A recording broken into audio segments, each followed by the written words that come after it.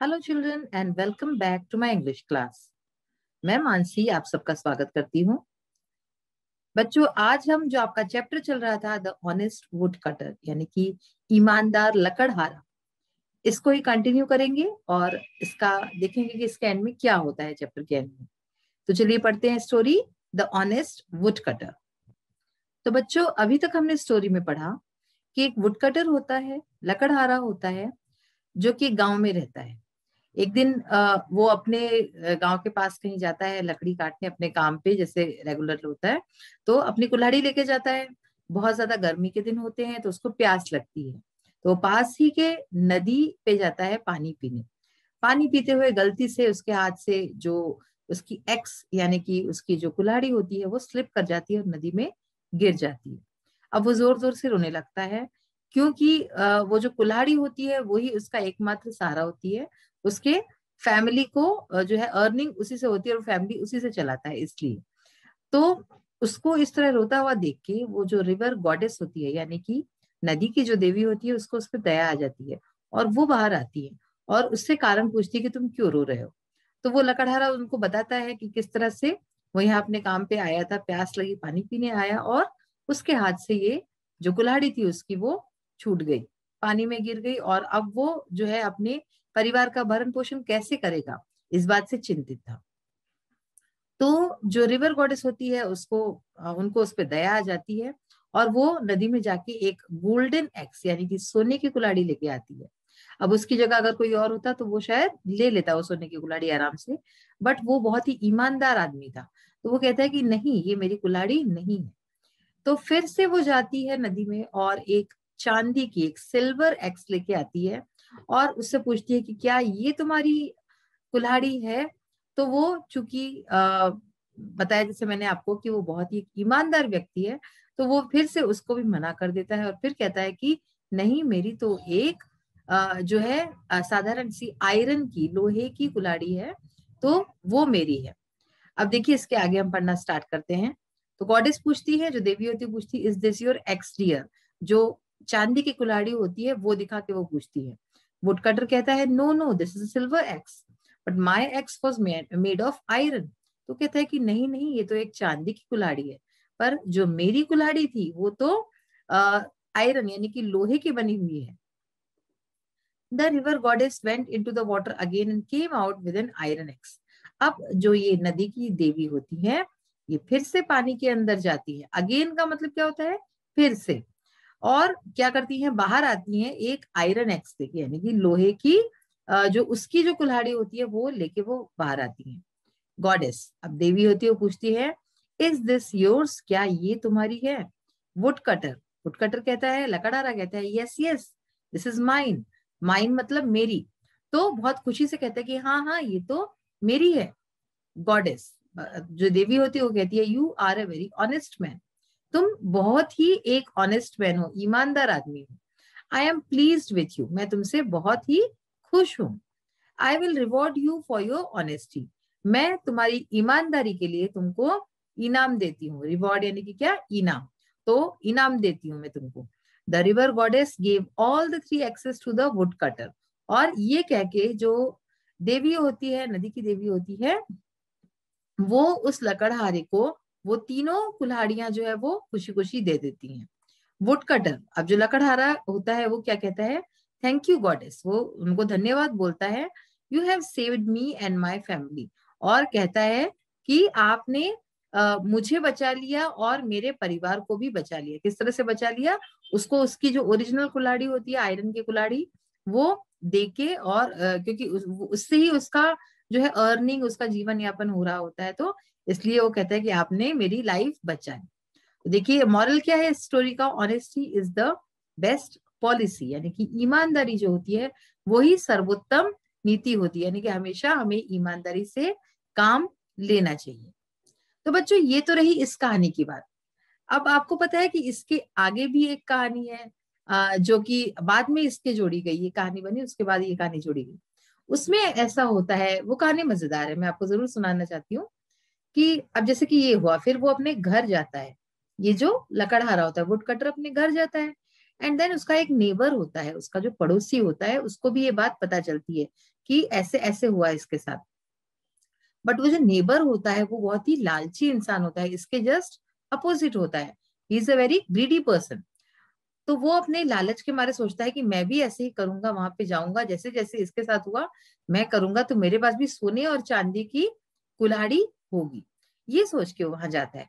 अब वो वहां जाता है, थोड़ी देर काम करता है और जाके पानी पीने के बहाने जानबूझ के अपनी जो कुल्हाड़ी होती है वो पानी में गिरा देता है और रोने लगता है जोर जोर से।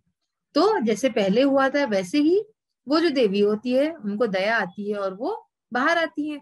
और वो कहती क्या हुआ, तो वो उसी तरह से जवाब देता है जैसे उसने जवाब दिया था। कहता है कि अब तो मेरी मेरी जो कुल्हाड़ी थी गिर गई, और अब मैं कैसे जीवन यापन करूंगा अपना, कैसे क्या करूंगा, इस तरह से बातें करता है। तो जैसे फर्स्ट टाइम हुआ था वैसे ही जो देवी होती है नदी की वो जाती है और सोने की कुल्हाड़ी लेके आती है और पूछती है कि क्या ये तुम्हारी कुल्हाड़ी है। अब क्या होता है, जो पहले जो आदमी आता है लकड़हारा वो तो बहुत ही ईमानदार होता है, उसने मना कर दिया होता है। बट ये तो वेरी ग्रीडी, ग्रीडी यानी लालची इंसान होता है। तो ये खुशी खुशी कहते हैं हाँ हाँ यही मेरी कुल्हाड़ी है, इस तरह से कहता है। तो जो देवी होती है वो समझ जाती है कि ये लालची इंसान है और इसने ये कुल्हाड़ी पाने के लिए किया। तो वो उसको गुस्से से कहती हैं कि तुम इतने लालची इंसान हो कि तुमने ये सब किया सोने की कुल्हाड़ी पाने के लिए। अब तुमको ना सोने की कुल्हाड़ी मिलेगी ना तुम्हारी असली कुल्हाड़ी मिलेगी। और ये कह के वो गायब हो जाती हैं। तो अब वो सच में बहुत पछता रहा होता है कि मैंने क्यों लालच किया, और जो मेरी असली कुल्हाड़ी थी वो भी मेरे हाथ से छिन गई।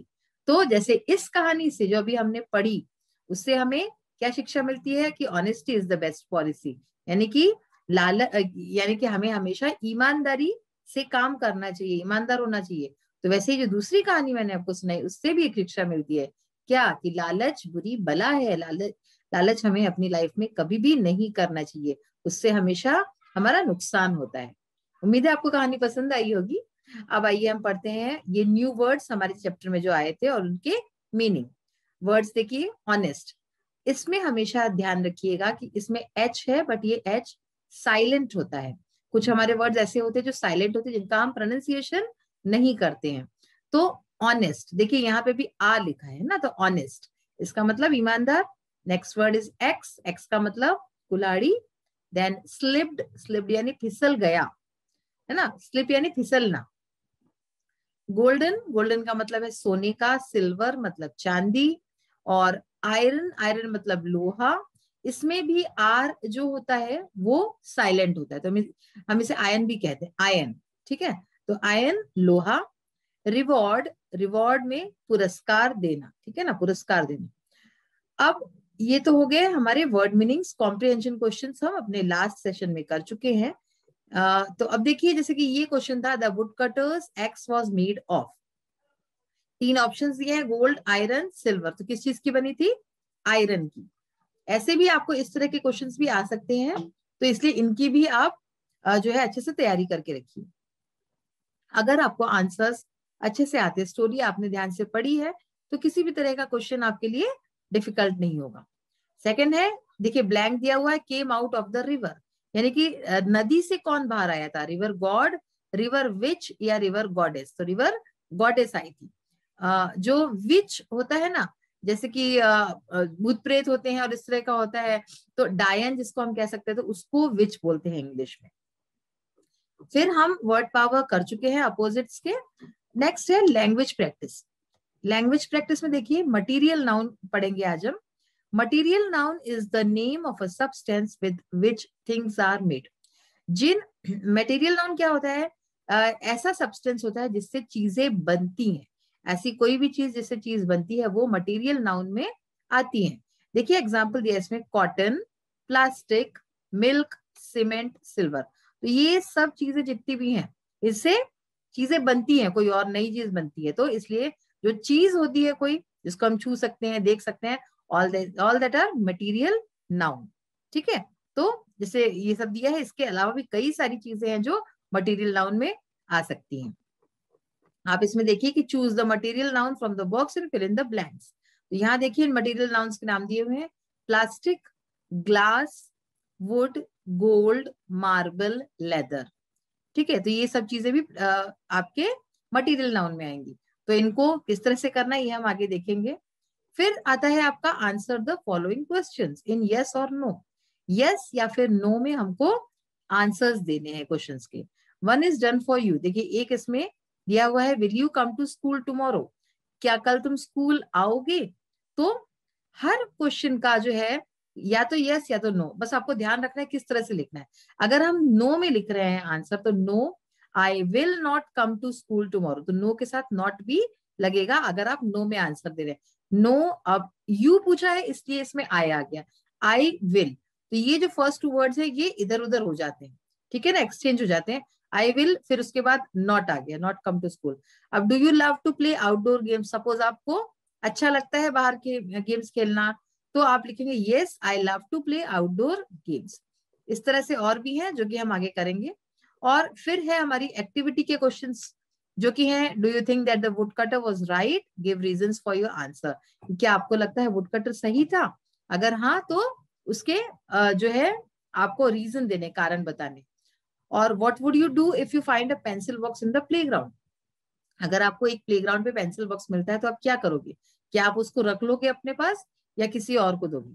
तो आइए देखते हैं कि इन क्वेश्चंस के आंसर हमें किस तरह से करने हैं। So we will start with language practice. Material noun जिसकी अभी हमने बात की, जिसको हमने समझा, वो चीज है जिसको हम छू सकते हैं, देख सकते हैं, ठीक है, जिससे कोई चीज दूसरी चीज बनती है, ऐसा कोई भी सब्सटेंस वो मटीरियल नाउन में आता है। तो देखिए वर्ड्स हमने पहले ही डिस्कस कर लिए थे। The chair is made of, the chair is made of मतलब कि कुर्सी जो है वो बनी हुई है। तो यहाँ पे आप, हम जैसे हमने वुड लिखा है तो प्लास्टिक भी हो सकता है, the chair is made of plastic या the chair is made of wood. पर चूंकि हमें सारे वर्ड जो हैं उनको जमाना है, तो अगर हम प्लास्टिक लिखते हैं तो हो सकता है दूसरे जगह हम कुछ और ना भर सके, इसलिए पहले हम एक एक करके देखते हैं। तो the chair is made of would यानी कि लकड़ी की बनी हुई है chair. The ring is made of, ring क्या होती है, अंगूठी, तो अंगूठी किस चीज की बनी हो सकती है, इन सब में से मोस्ट अप्रोप्रिएट जो है वर्ड है वो है गोल्ड। तो जो रिंग है वो गोल्ड की बनी हुई है। The red bucket is made of, लाल बाल्टी, अब लाल एक कलर भी दे दिया है तो फिर वो 110% प्लास्टिक ही होगा। The red bucket is made of plastic, जो लाल बाल्टी है वो प्लास्टिक की बनी हुई है। तो Taj Mahal is made of, Taj Mahal किस चीज का बना है, मार्बल, ताजमहल मार्बल से बना हुआ है, Taj Mahal is made of marble. And the jacket is made of leather, jackets अक्सर लेदर की होती हैं। Window is made of glass, window जो होते हैं विंडो पेन्स यानी कि जो खिड़कियां होती हैं वो कांच की बनी हुई होती है, तो window is made of glass. अब देखिए यस नो क्वेश्चंस जो थे उसको देखेंगे। पहला क्वेश्चन हम पढ़ चुके थे, जो ये लोग दे चुके थे, will you come to school tomorrow, तो क्या कल तुम स्कूल आओगे, no I will not come to school tomorrow, ठीक है। अब नेक्स्ट क्वेश्चन देखिए, do you love to play outdoor games, क्या तुम्हें आउटडोर गेम्स खेलना पसंद है, आउटडोर गेम्स यानी जो घर के बाहर खेलते हैं। Yes I love to play outdoor games. एक चीज ध्यान रखने की है कि आप जब यस में लिख रहे हैं तो जैसे कि yes I do love to play ऐसा नहीं लिखेंगे, yes I love to play. But अगर यही आंसर आप नॉट में लिखते हैं तो आप लिखेंगे कि no I do not love to play. समझ में आई बात, अगर आप नो लिखते हैं तो इस तरह से आंसर होगा। Is Aruna a good dancer, यानी कि क्या अरुणा एक अच्छी डांसर है, अच्छी डांसर यानी जो डांस करता है। तो no Aruna is not a good dancer, तो इसमें इस तरह से आ गया नो फिर अरुणा इज। मैंने आपको बोला था कि फर्स्ट टू वर्ड्स इधर उधर हो जाते हैं यस नो के आंसर्स में, तो no Aruna is not a good dancer. And suppose इसी को हमें एक यस पॉजिटिव में लिखना है तो yes Aruna is a good dancer, हम इस तरह से लिखेंगे। Are the children going to watch a movie, क्या बच्चे मूवी देखने जा रहे हैं, तो हमने इसमें लिखा no the children are not going to see a movie. और यस में लिखना है तो yes the children are going, यानी कि नॉट नहीं लगेगा अगर हम यस में लिख रहे हैं तो, are going to see a movie. मैं आपको हर क्वेश्चन के दोनों आंसर बता रही हूँ साथ साथ, एक तो लिखा हुआ है और एक जो नहीं लिखा है वो भी मैं आपको अगली बता रही हूँ ताकि आपको समझ में आए। Were the boys playing football yesterday, क्या लड़के कल फुटबॉल खेल रहे थे, यस्टरडे यानी बीता हुआ कल, ठीक है। तो क्या लड़के कल फुटबॉल खेल रहे थे, yes the boys were playing football yesterday. और अगर हमें इसको नो में लिखना है तो कैसे लिखेंगे, know the boys were not, समझ में आया? The boys were not playing football yesterday। तो इस तरह से यस नो के आंसर्स हो गए। अब देखिए जो क्वेश्चन था हमारा, do you think that the wood cutter was right, give reasons for your answer. क्या आपको लगता है कि जो लकड़हारा था वो सही था? और अपने उत्तर के लिए आपको कारण भी बताने हैं। तो देखिए आंसर इसका yes, the wood cutter was right. हाँ, जो वुड कटर था, जो लकड़हारा था, वो सही था। क्योंकि because he was speaking the truth, क्योंकि वो सच बोल रहा था। One time's greed would not have ensured his survival for the lifetime. अगर वो लालच करके पहली बार में सोने की जो कुल्हाड़ी थी वो ले लेता, तो उससे क्या होता, उससे वो जीवन भर अपना जीवन यापन नहीं कर सकता था। यानी कि his survival for the life time, यानी कि पूरी जीवन उसका नहीं चल सकता था उस जूट से। He needed only iron axe, which could strongly cut the wood and help him earn some income regularly. तो इस चीज के लिए उसको उसकी कुल्हाड़ी, उसकी जो लोहे की कुल्हाड़ी थी, जो कि बहुत ही स्ट्रांग थी, मजबूत थी, वही चाहिए थी, जिससे कि वो लकड़ी काट सकता था और अपना पैसा कमा सकता था, जीवन यापन कर सकता था। अगर सोने की कुल्हाड़ी ले लेता तो इससे ये सब नहीं हो सकता था। इसलिए वो अपनी जगह सही था, उसने बिल्कुल सही काम किया। नेक्स्ट क्वेश्चन है, what would you do if you find a pencil box in the playground. अगर आपको प्लेग्राउंड पे पेंसिल बॉक्स मिलता है तो क्या करोगे? If I would find a pencil box in the playground I would give it to my teacher so that the student who had lost it could be able to get it. तो अगर मुझे इस तरह से कुछ pencil box मिले playground पे, तो मैं उसको अपनी टीचर को दे दूंगा, जिससे कि जिसका भी वो खोया हुआ है उसको वो मिल जाए। तो इस तरह से आज चैप्टर हमारा ये फिनिश होता है। बहुत ही बढ़िया चैप्टर था और मैंने आपको इसकी एक्सटेंडेड स्टोरी भी बताई। जो आपको ग्रामर पोर्शन का, लैंग्वेज स्टडी का पार्ट बताया, उसको अच्छे से पढ़िए, ध्यान से लर्न कीजिए सारी चीजें। और कोई चीज समझ में ना आए तो आप फिर से इसको रिपीट करके देख सकते हैं video. So we will meet in the next session. Till then bye, have a nice day, thank you.